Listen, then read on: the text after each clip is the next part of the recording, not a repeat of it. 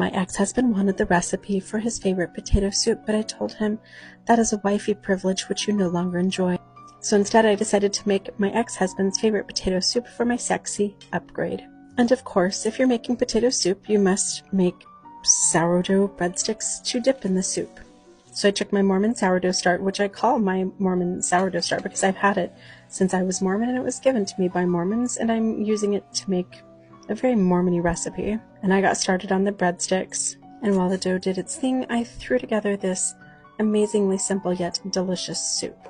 This soup is triggering in many ways, not just because it was my ex-husband's favorite recipe, but because it's also the recipe that I would usually whip up whenever somebody from the church called and told me that I must make dinner for somebody else, people who had been in car accidents or had babies or whatever. Because within my religious community, it wasn't enough that I was taking care of my 5 kids and my husband and making food for half the neighbor kids who were at my house and my Cub Scout troops and the young women's class on Wednesday nights.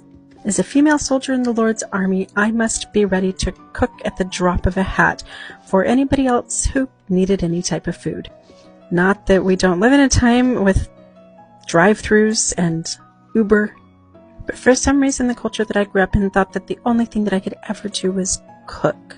And there's something about being forced to do something that just kind of strips the joy out of it.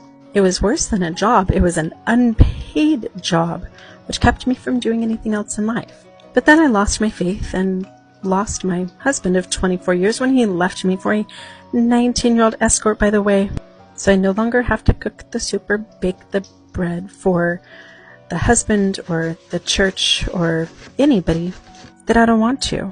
Now my family assumes most of their own cooking tasks, and twice a week I cook for pure joy for people that I actually love. My high school son has dinner night with some of his friends once a week, and it makes my heart smile to warm and feed my little tribe, but only twice a week.